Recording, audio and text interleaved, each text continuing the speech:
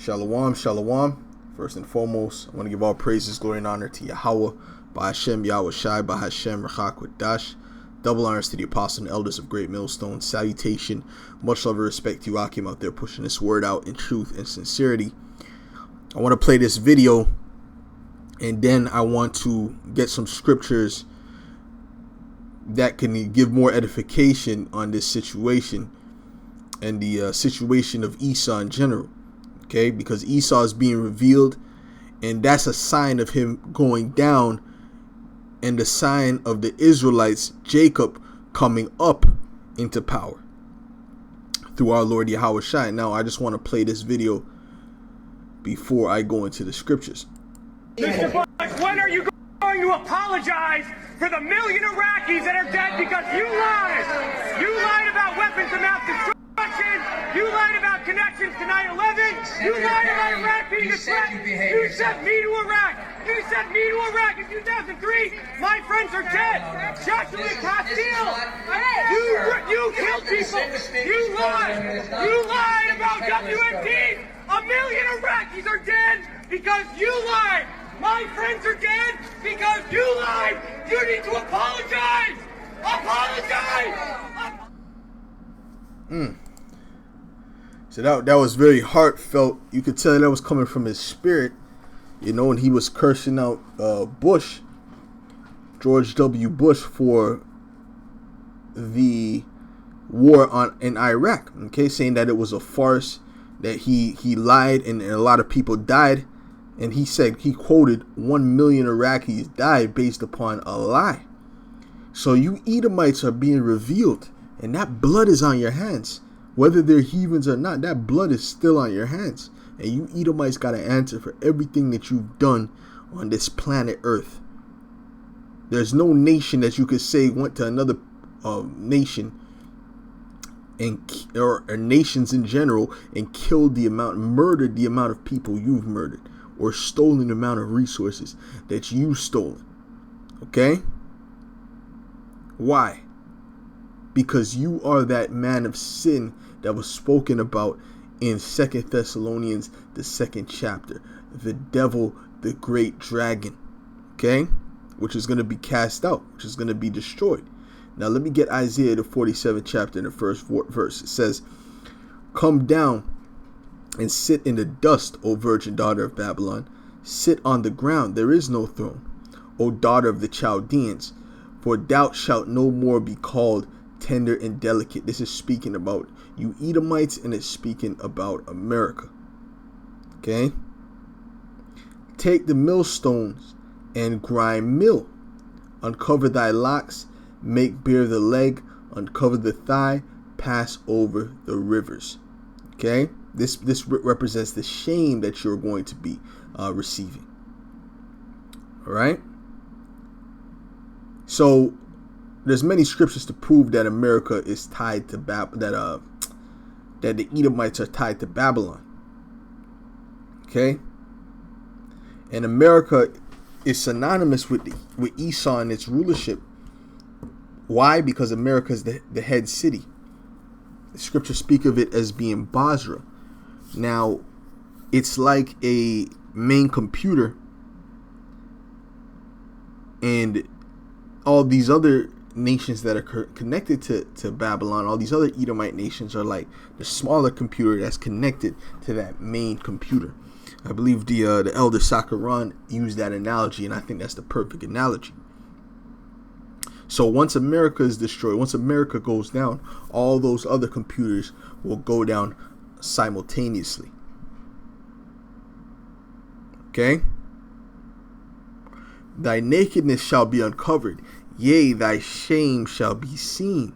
I will take vengeance, and I will not meet thee as a man." And what you seen there was shame.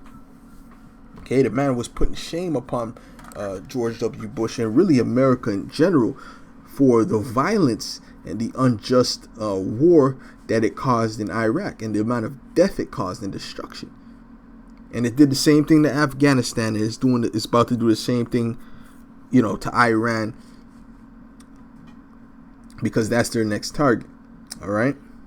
As for our Redeemer, the Lord of hosts is his name, the Holy One of Israel. Sit thou silent, and get thee in darkness, O daughter of the Chaldeans, for thou shalt no more be called the lady of kingdoms. I was wroth with my people, I have polluted mine inheritance, and given them into thine hand. Thou didst shew them no mercy. Upon the ancient hast thou very heavily laid thy yoke, and thou sayest, I shall be a lady forever, so that thou didst not lay these things to thy heart, neither didst remember the latter end of it. So you didn't remember that there's a judgment. Okay, there's a judgment, and this is why when we go out there, it's such an offense to them, because we're proclaiming that judgment as witnesses, okay, against them. And they don't want to hear that, because that reminds them that they will have to pay for what they have done. All right. Therefore, hear now this, thou that art given to pleasures, that dwellest carelessly, that sayest in thine heart, I am, and none else beside me. I shall not sit as a widow, neither shall I know the loss of children. But these two things shall come to thee in a moment, in one day, the loss of children and widowhood. They shall come upon thee in their perfection, for the multitude of thy sorceries, and for the great abundance of thine enchantments. For thou hast trusted in thy wickedness, thou hast said, none seeth me. Thy wisdom and thy knowledge, it hath perverted thee. And thou hast said in thine heart, I am, and none else beside me. Okay, so you thought you weren't being seen, but now all this truth is coming out. All this truth is coming out. So now you can't do anything but increase in lies. Now you have to increase the propaganda machine, and the propaganda machine is failing. It's not working like how it used to work in the 1980s, 1970s, all right, 1960s, and before those times. Now you're being revealed more and more, all right?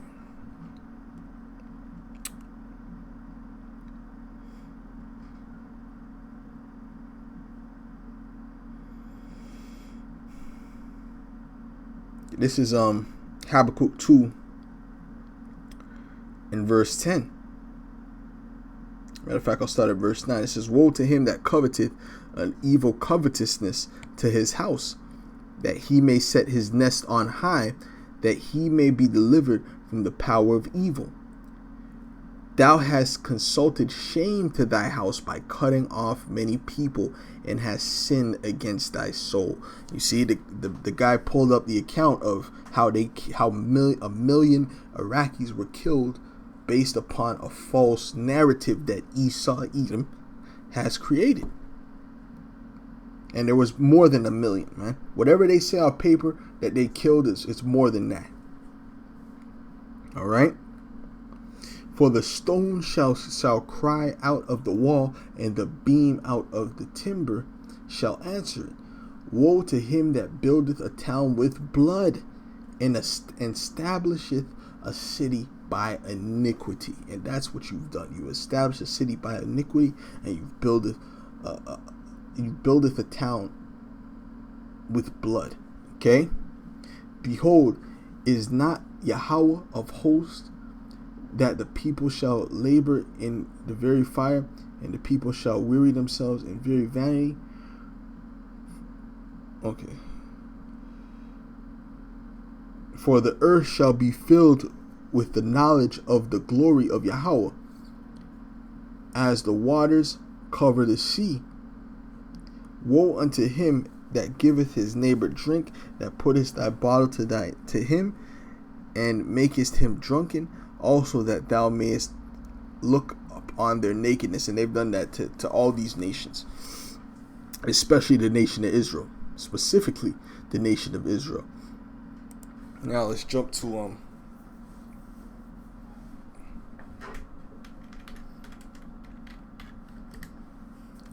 Revelation, the 18th chapter, in the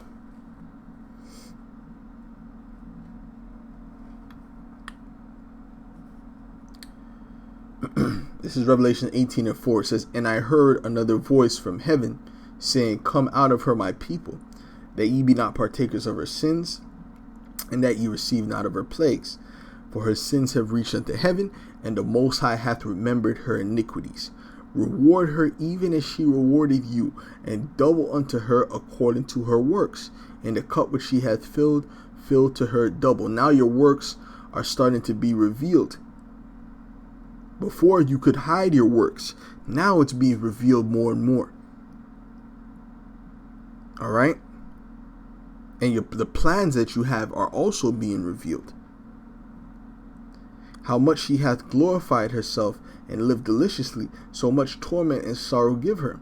For she saith in her heart, I sit a queen and am no widow, and shall see no sorrow. Therefore shall her plagues come in one day, death and mourning and famine, and she shall be utterly burned with fire. For strong is the Lord power who judgeth her, man. All right, so she's about to be judged.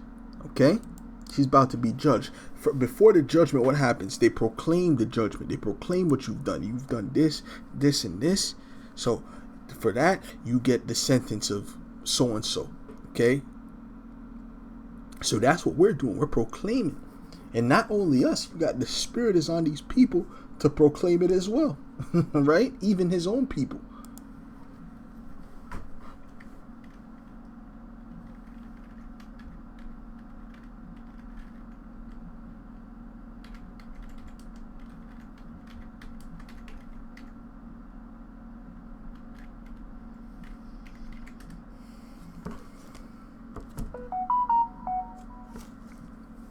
It says, Psalm 64:8, it says, so they shall make their own tongue to fall upon themselves.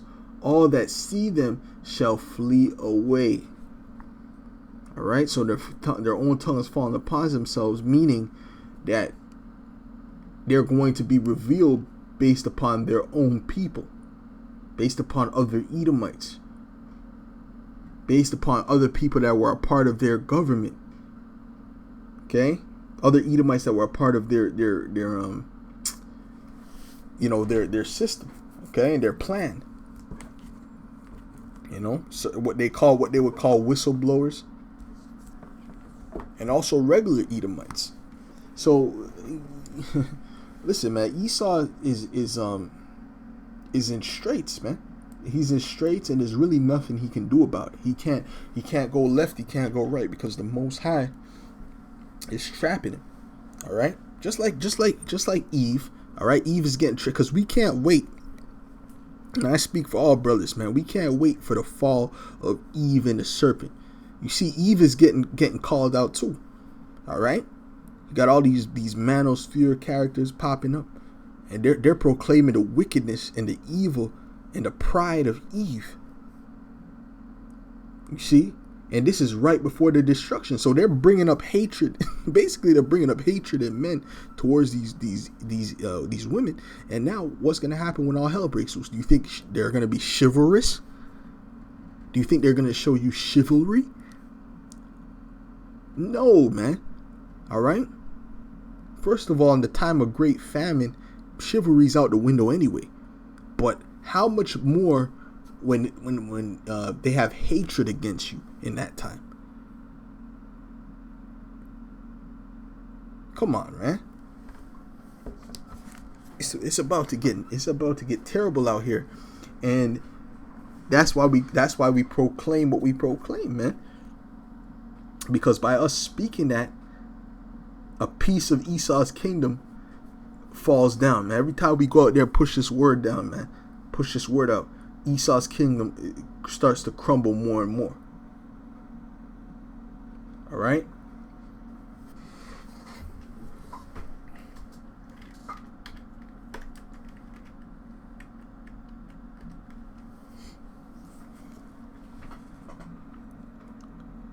This is Job 5 and verse 12. It says, he disappointed the devices of the crafty, so that their hands could not perform their enterprise. He taketh the wise in their own craftiness, and the counsel of the froward is carried headlong. You see, so the Most High is actually playing chess with Esau, and what he thinks he's gonna do, he's really gonna fall into a trap. Okay, he's really gonna fall into a trap, and the Most High is gonna make it where he falls into his own trap. Okay, they meet with darkness in the daytime and grope in the noonday as in the night. But he saveth the poor from the sword, from their mouth, and from the hand of the mighty. And that's what we're looking to be. We're looking to be saved from the hand, from the sword, and from their mouth, which is what their different decrees and their different so-called mandates. All right, because the target is the elect, but the elect is protected by Yahweh Hashem Yahushai. Now, Esau, right? Look at how beautiful the Most High has it set up. Esau is a man that his blessing was what? That he shall live by his sword by thy sword shalt thou live. That's what Isaac told Esau. Now, what did the Lord say about those that live by the sword? They shall die by the sword. So the Most High has it set up where, let's get Psalms the 7th chapter, where Esau is going to destroy himself. Esau's going to destroy himself based upon the sword. Okay, and Yahushua is just going to come and clean up the job. All right, come and finish the job, because that's why the Lord said, "What will I if it be already kindled?" Okay, it's already going to be. There's already going to be fire on the earth when Yahushua comes. Things are already going to be bad, and the missiles are going to be on its way. All right. This is Psalm 7 in verse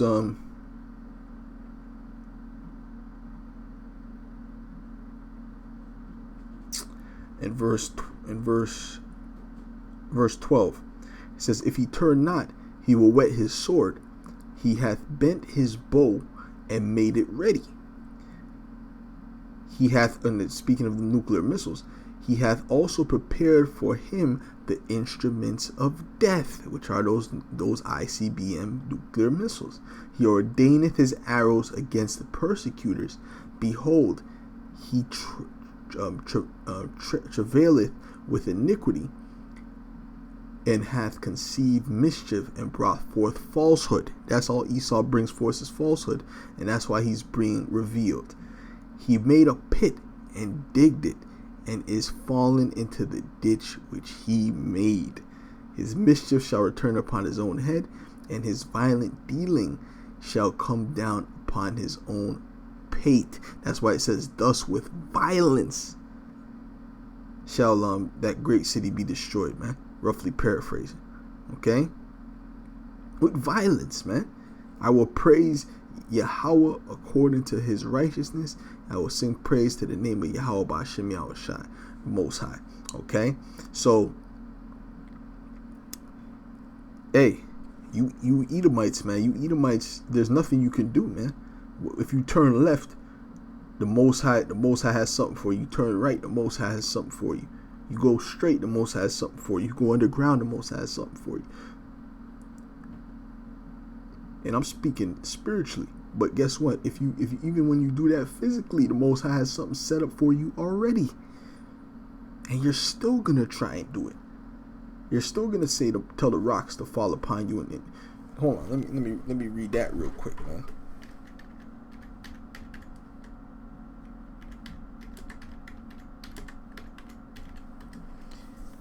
Either way you go, you know what I mean? There's really no escape. Okay? There's no escape. All right? This is Amos 9:1. And guess what? You're going to continue to be revealed as the times go by. You're going to continue to be revealed. You're going to continue to be called out, and things are going to be made manifest. The juice is going to be found out to be poisonous more and more. All right? As a matter of fact, they did a post that showed that where they were asking, a news station was asking people to tell them, about their stories of loved ones who didn't get the juice and who passed away, and they got 180,000 comments of people who were telling them adverse effects of the juice. You think they're gonna publish that? Absolutely not. They're gonna keep that under wraps. But that shows you now that those people in the news that work in the news stations, they know the truth, man. Because if they seen that, then they have to know the truth. All right, at least the ones at that particular news station. So this is Amos 9:1. It says, "I saw the Lord standing upon the altar, and He said, smite the." Oh, matter of fact, let's jump down to 2. This is Amos 9:2. It says, "Though they dig into hell, then shall mine hand take them. Though they climb up to heaven, thence will I bring them down. And though they hide themselves in the top of Carmel, I will search and take them out thence. And though they be hid from my sight in the bottom of the sea, thence will I command the serpent," speaking of Leviathan, "and he shall bite them." So no matter where you go, if you go in the rocks, if you go into outer space, which that's why they have the space program going on, no matter where you go, something's there is going to be there to meet you. And this was written aforetime, man. All right, thousands of years ago. "And though they go into captivity before their enemies, thence will I command the sword, and it shall slay them. And I will set mine eyes upon them for evil and not for good." All right, so there's nothing that you can do. There's nowhere that you can hide from Yahweh B'Shem Yahushua. Okay, so with that, I want to give all praise, glory, and honor to Yahweh B'Shem Yahushua, B'Shem Chakwadash, double honors to the apostle and elders of Great Millstone, and salutations, much love to you, Akim, out there pushing this word out in truth and sincerity. Shalom.